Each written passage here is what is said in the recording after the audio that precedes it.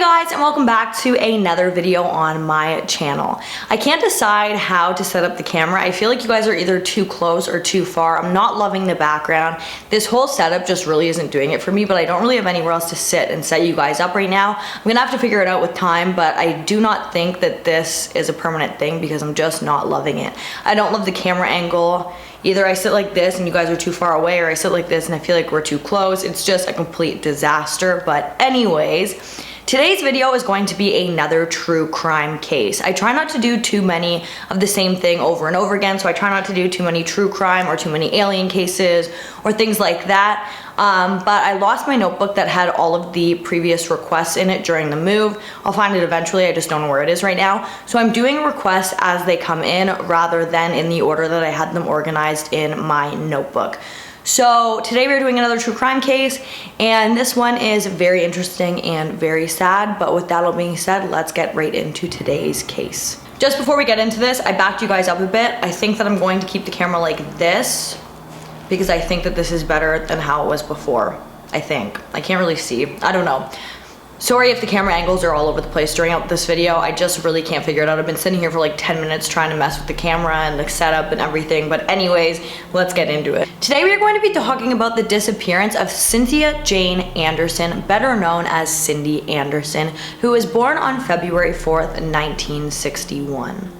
Cynthia, or Cindy Anderson, was described by her father as being a very obedient girl. Those were his words exactly. He said that she never made waves with anybody, but she did have a lot of friends.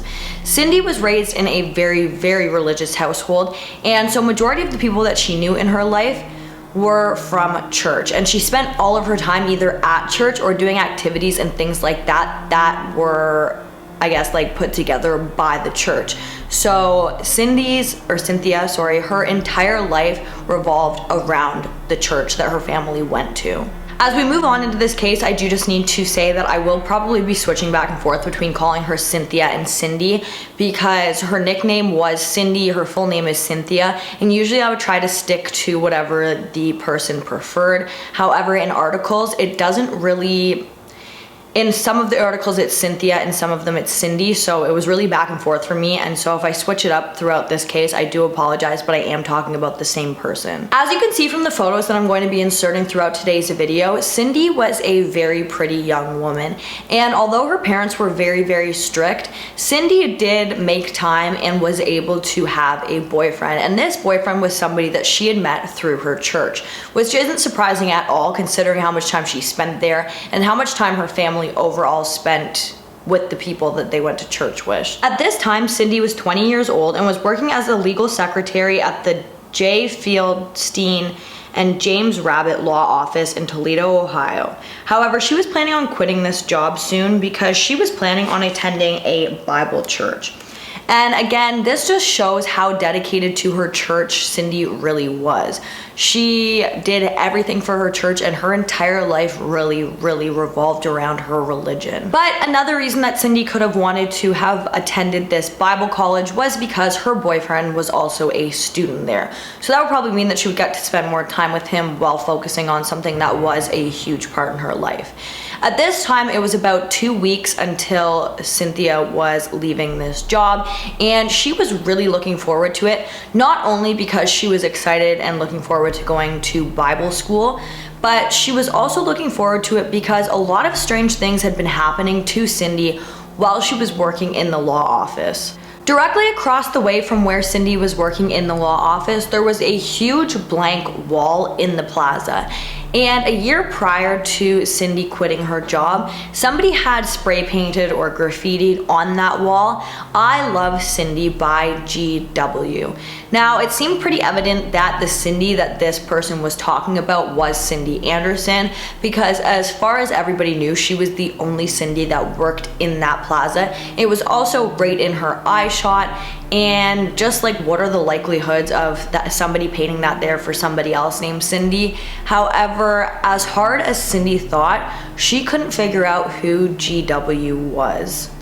After this "I love Cindy" mural thing had been painted on the wall, it was covered up shortly about 6 weeks later, completely painted over. However, whoever had originally painted this on the wall would return, writing the exact same thing again a week after it had been covered, just this time in much larger print. And then in the summer of 1981, that is when Cindy would start to receive some very strange and unsettling phone calls while working in the law office. Now, the strange thing about this is we don't really have too much information about these phone calls. We just know that whoever was calling anonymously, and they were pretty much tormenting Cindy. Shortly after Cindy started to receive these phone calls, she started having extreme night terrors. And I think that anybody who experiences something like this would probably experience nightmares. But in these nightmares, Cindy would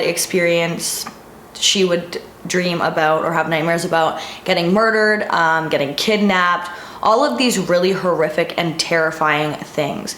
Now, she was absolutely horrified by these phone calls, and whoever this person was completely tormenting her.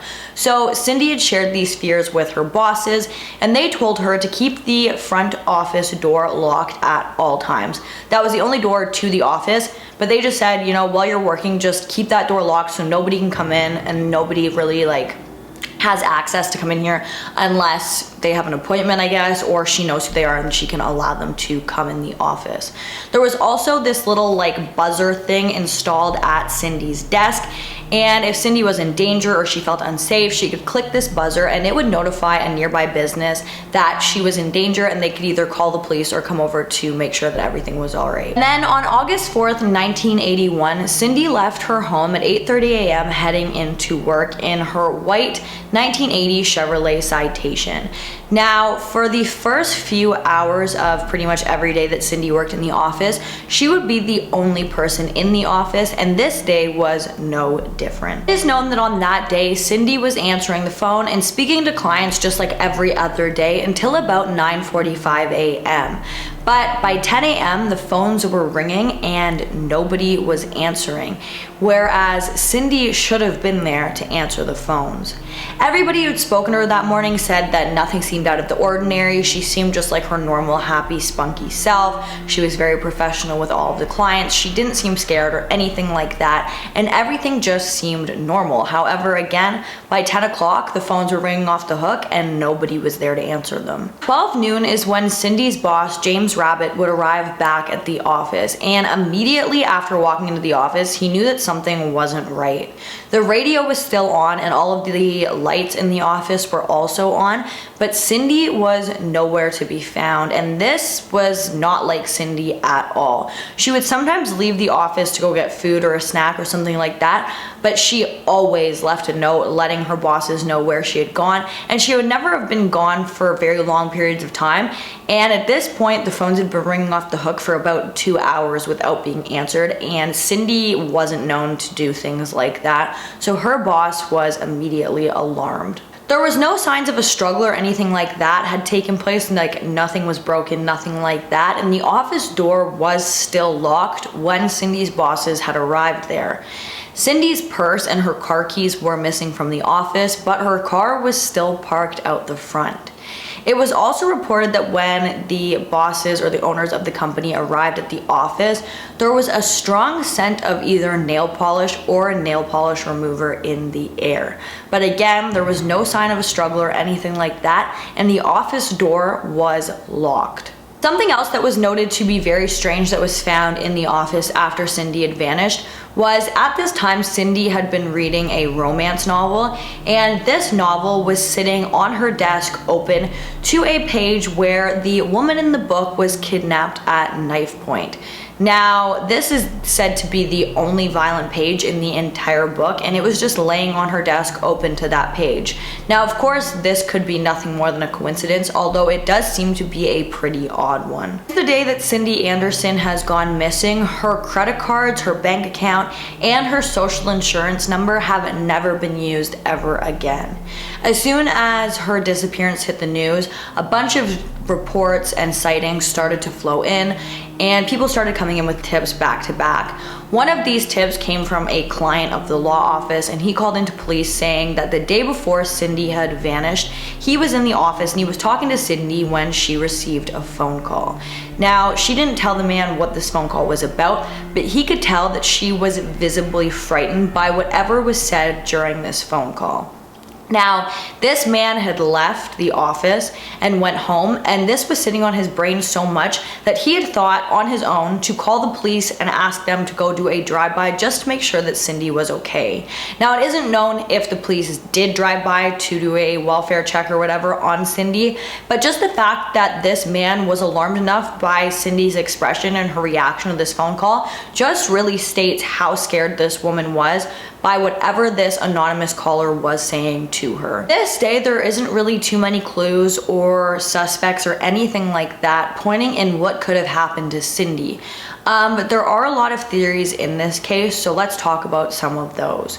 So in September of 1981, police started to receive a phone call from a woman, and she was saying that Cindy was being held in a white house. She wasn't giving too much information, but she said, you know, Cindy is being held in this white house. She kind of told little bits and pieces of what the house looked like, but she never gave an address or anything like that. And she kept saying she had to go, she had to go, she had to go. And that was all the information that she really gave before hanging up. She then would call the police station back, and she said that Cindy was being held in the basement of a white house. There were two houses directly beside each other that looked absolutely identical, still not giving an address. But she said that the owner of one of the houses had gone on vacation, and it was their son who was holding Cindy in the basement of one of these houses, and he was not on vacation with the family. The woman then hung up again to never be heard from again. You're probably sitting there thinking the same thing that I was thinking while I was researching this case. It seems pretty obvious that whoever had kidnapped Cindy, let me retract and say this differently. Whoever was stalking Cindy had kidnapped her and done something with her at this point.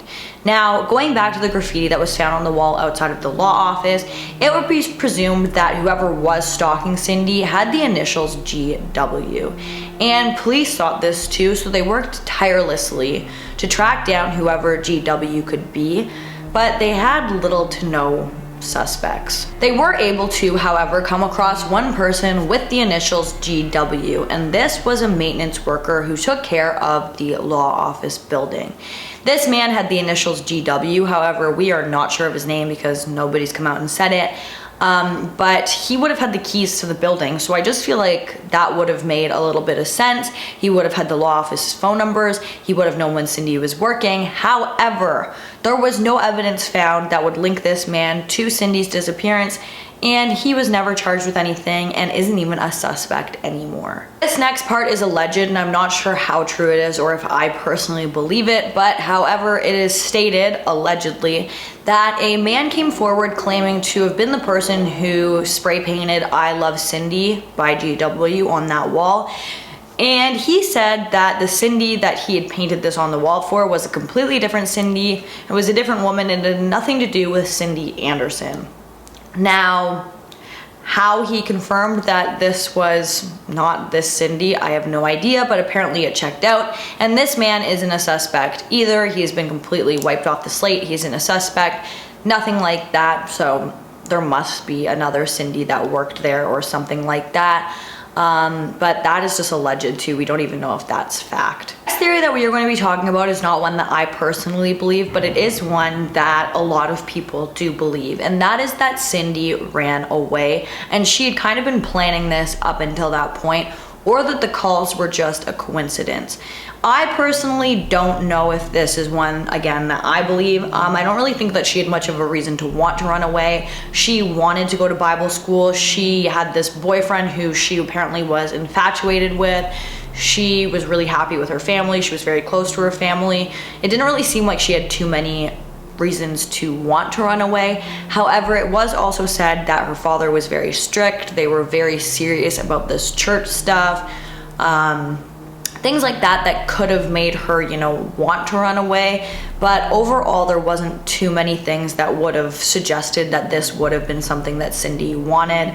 but it definitely is a possibility. However, this isn't just a theory that I personally believe or one that I dove too deeply in, because it isn't the one that I personally think is the most plausible. However, I can see why some people do believe this. I personally believe, and I'm going to be kind of backtracking here, but I strongly personally believe, along with these phone calls and the strange things that had been happening in the office, that Cindy was abducted. Now, it is very odd that the office door was locked when Cindy's bosses had arrived at the office. However, it was stated that Cindy hadn't eaten that morning, so it could have been possible that she had stepped out of the office, maybe locked the door, was going to get some food, and that is when she was abducted, or something similar to that could have taken place, and that could have been why the door was locked and why there wasn't really much of a struggle on the inside of the office. I do also, however, think that it's pretty strange that the panic button was not pushed at all on the day that she had vanished. The other theories is that Cindy had been murdered for overhearing a conversation about a drug deal.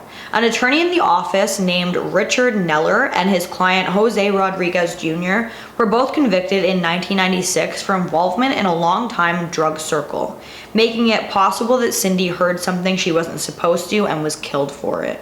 In 1995, an informant came forward saying that Jose had confessed to him that he had murdered a woman while threatening his lawyer. However, there was no concrete proof that this had happened. There was nothing suggesting that this had happened. There was no evidence, so ultimately this claim was just brushed off. And that I probably should have mentioned before the end of the video. However, Cindy's boyfriend was also looked into as a suspect at first. However, he was not a suspect. There was nothing suggesting that he had absolutely anything to do with any of this, and everybody who knew the couple said that he really, really loved her, and it didn't seem to them like he would ever want to hurt her, or that he was even capable of hurting her or anybody else. Brothers Anthony and Nathaniel, who had killed 9 people over the span of 16 months in the 1980s across Ohio, were somehow responsible for Cindy's disappearance. In 2000, as a part of a plea deal confession, they confessed on tape to several hundreds, but denied killing Cindy.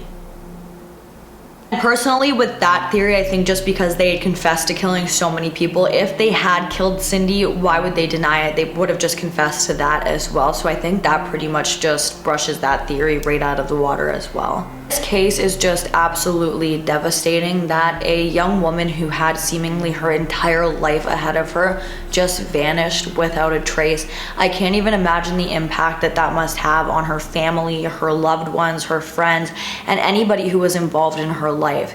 My heart and condolences sincerely go out to the loved ones and the family members and friends and anybody who knew Cindy Anderson. Guys, that is going to bring us to the end of today's video. If you like this video, please give it a big thumbs up. Don't forget to comment down below what you'd like to see in my future videos, and don't forget to subscribe and turn that notification bell so that you don't miss any future videos from me. Thank you so much for watching, and I'll see you in the next one. Bye, guys.